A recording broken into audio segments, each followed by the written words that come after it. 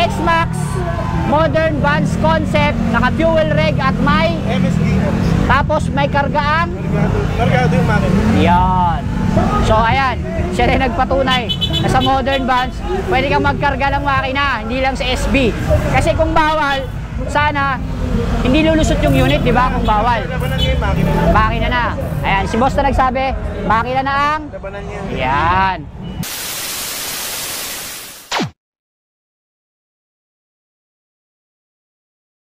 Siyempre, di ko na kayo paghihintayin. Part 2 agad tayo. Dito tayo minto kanina. Yan. Pero hindi yan yung papakita ko sa inyo, siyempre. Dito tayo sa kabila. Di pa tayo dito. Yan. Meron pa dito kasi. Baka malagpasan natin. Isa na natin dito sa NMAX version 2 na Modern Vans Concept. Ayan. 17 Sculpture. Shoutout Boss Pau. Ito yung buo nila. Ayan. Galing, no? Buo nila yan. Shoutout sa kanila. Ayan. Pasok siya as Type Pro category. Ayan, no?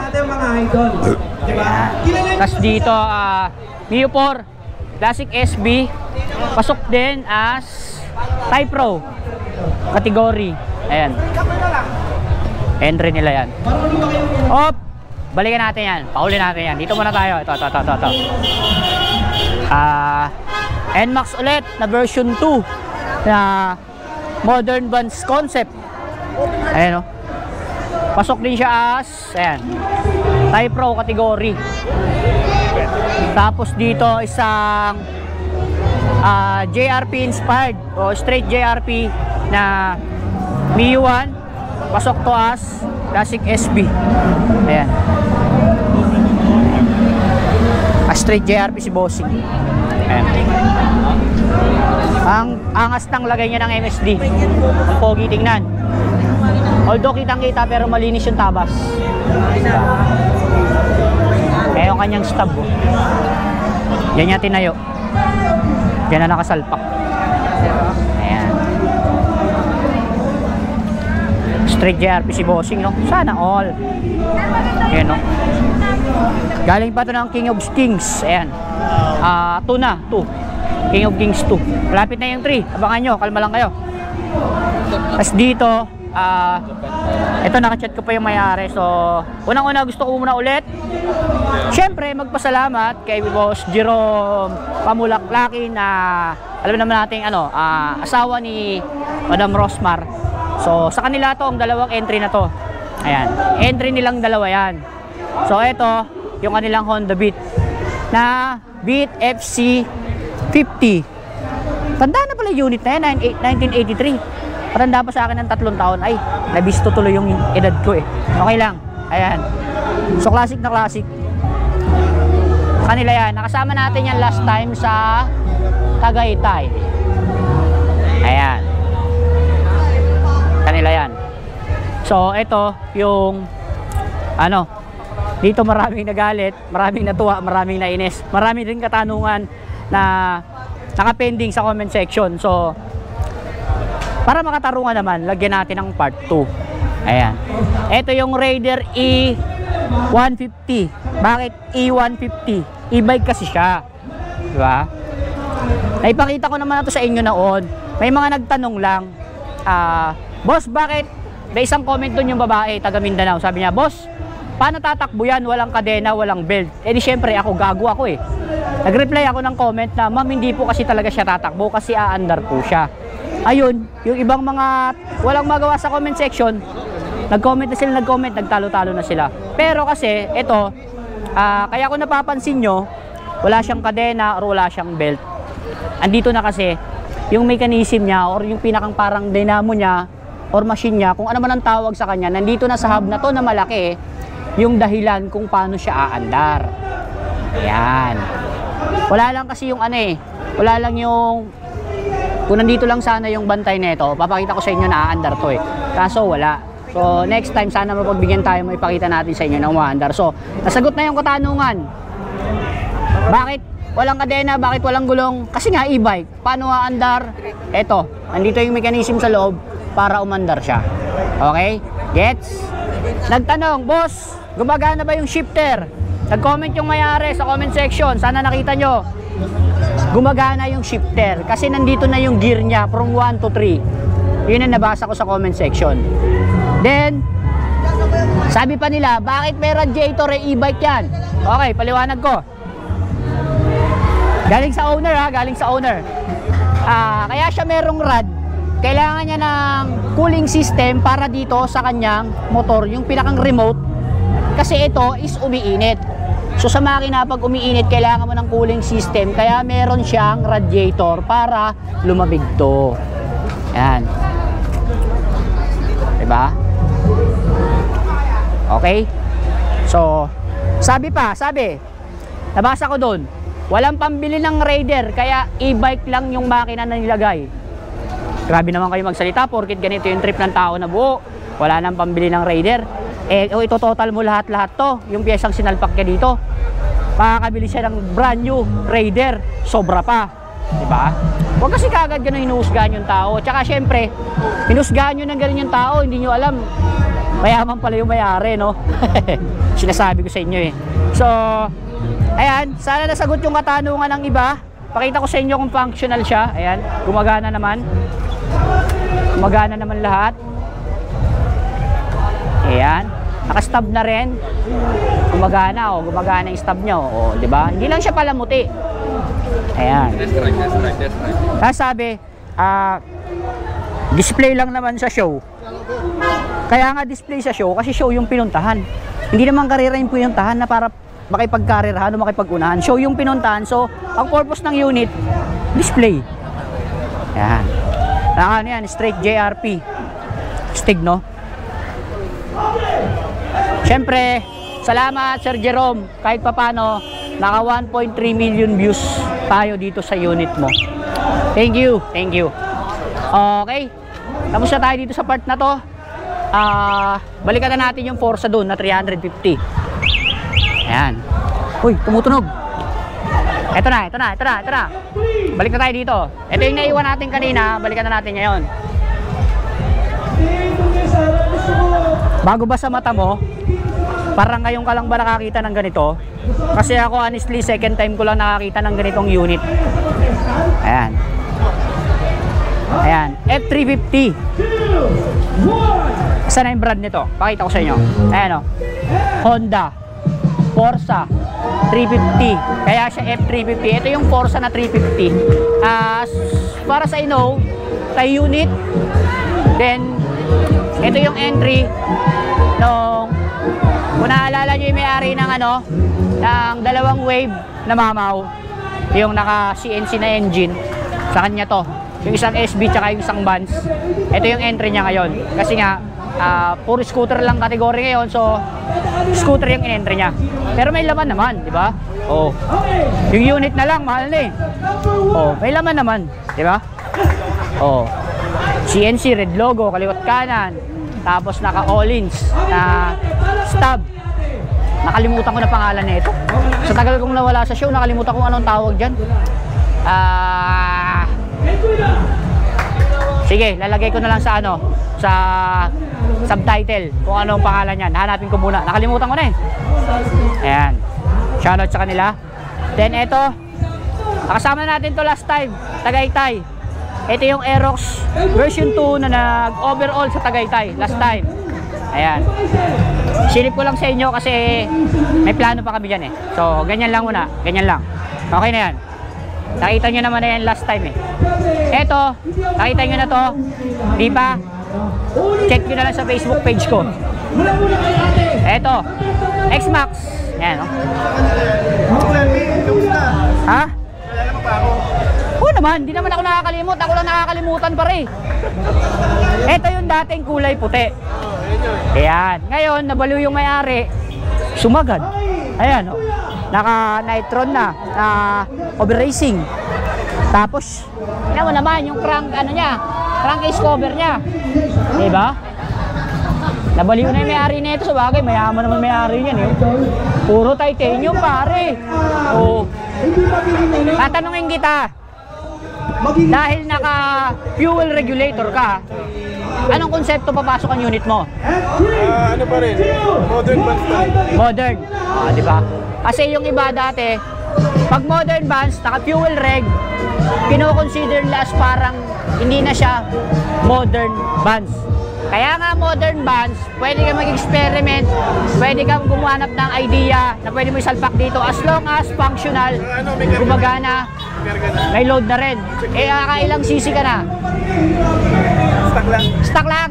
Ayan. So, ito, linawin natin. X-Max, modern Vans concept, naka-fuel reg at may MSD. tapos may kargaang. Kargado yung makina. Yan. So, ayan. Siya rin nagpatunay na sa modern Vans, pwede kang magkarga ng makina, hindi lang sa SB. Kasi kung bawal, sana hindi lulusot yung unit, di ba? Kung bawal. Labanan niya yung makina. Makina na. Ayan, si boss na nagsabi, makina na ang. Labanan niya. Ayan. So, dagdag bagong idea sa inyo yun, ha? Loaded yan. Ayan, o. Dati, stock engine lang talaga yan. Ngayon. Ha? CNC Black. Ha? Uy! Naka-CNC Black, o. Ayun, may hasang, o. Diba? May hasang. O. Loaded. Tapos yung kanyang ano. Ayan. O. CNC na rin. Tas puro titanium. Ay! Ay! Mags! Hover Racing. Ay! Ano to eh? Pag ano, kung yung ginastos niya dito, inipon niya, pero hindi naman niya kailangan mag-ipon eh. Makakabili ka pa ulit siguro ng isa pang ganito na. Hindi, kasi ang brand new ng X-Max ngayon is 310 sa version 2. 310 to 305. So kung tototalin ko to, alisin ko yung unit mo, itototal ko yung pyesa. Dalawang X-Max.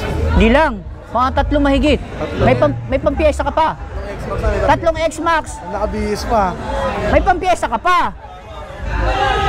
Ano? Sila yung mga taong ano. Ayan, paglagyan ng pera. Shoutout sa iyo, boss. Ito pa, X-Max ulit. Ayan. Shoutout THDM Elites. Ayan, ito pa, mga Henry dito. Pakita ko na lang sa inyo. Hapyaw para medyo mabilis tayo. Ito, Yamaha Fino Classic Vans. Pasok as Tainan Pro. Kita naman. Diba?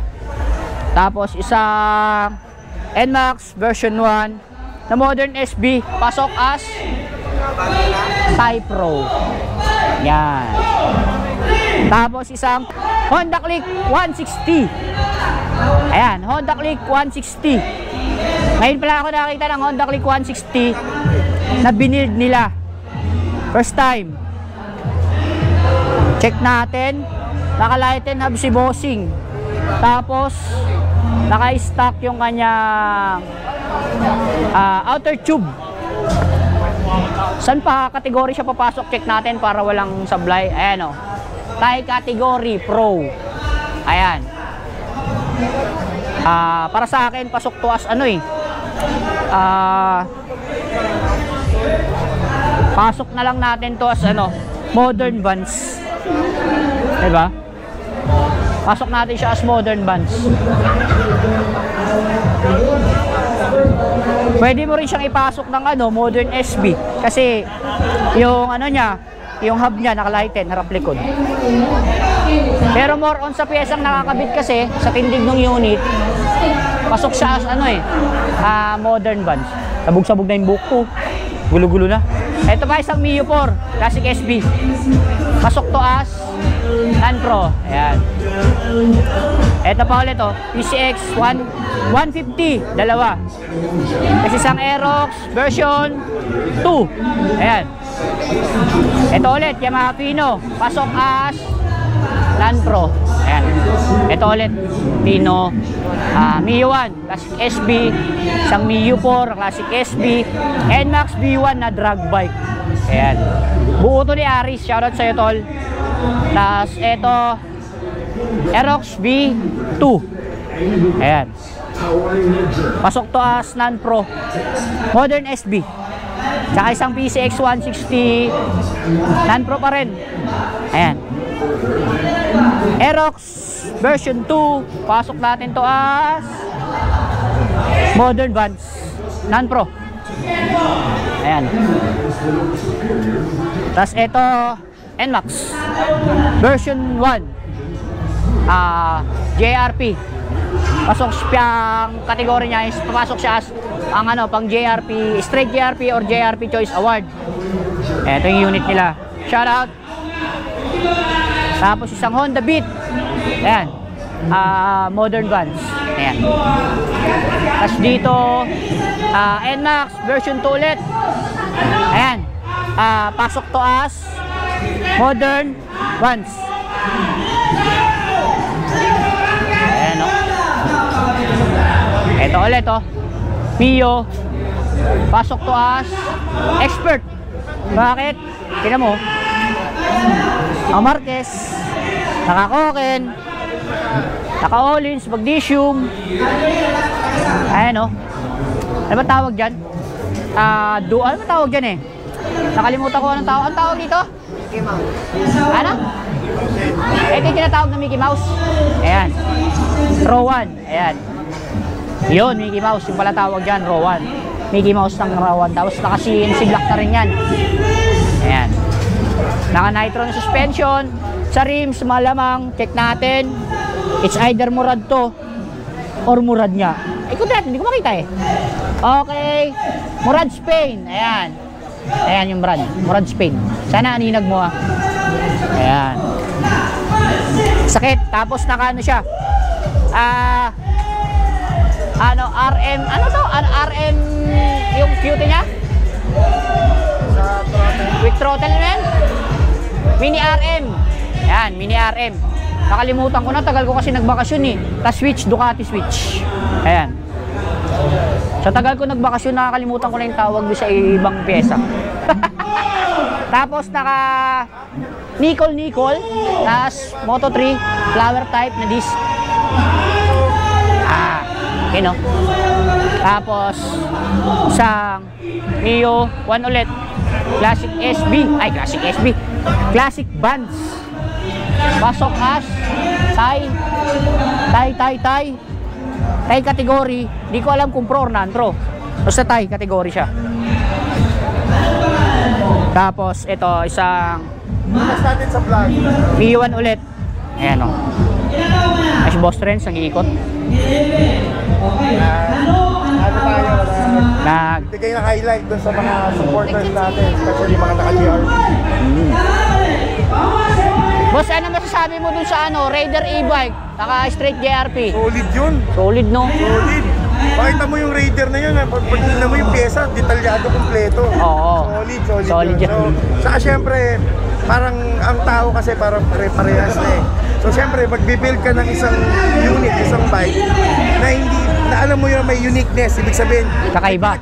Pag itinabi yung motor mo sa ibang unit, alam mo yung parang, pag nakita yung ganung bagay, isang factor na parang, wow, paano ginawa yun, di ba? So, nakakatuwa siya, nakakatuwa na kahit paano. Sabi pa nga nila, bakit yan ang e-bike nilagay, wala namang pera yung may-ari, hindi nila kasi kilala yung may-ari. Ano pala, yung may-ari ng e-bike. Yan, linawin natin. Ang may-ari ng Raider na e-bike na yan ay sila Boss Jerome and Rosemar. Yan. So, sila ang may-ari. Kung sasabihin nyo walang pera yung may-ari ng e-bike. May-ari niya si Boss Jerome, asawa ni Ma'am Rosemar. Yan. So, sila may-ari nun. Si Madam Rosemar. So sila may-ari nun. Yan, nalinawan na kayo.